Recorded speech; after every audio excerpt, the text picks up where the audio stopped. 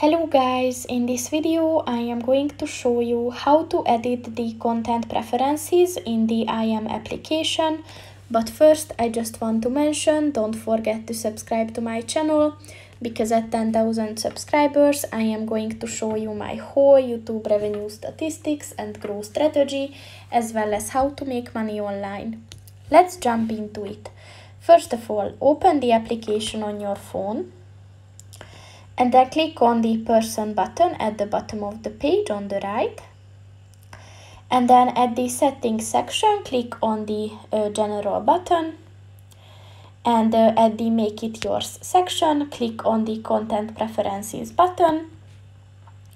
And as you can see, those parts that are filled in pink or any other color are already chosen, and if you want to add more topics, then just click on them.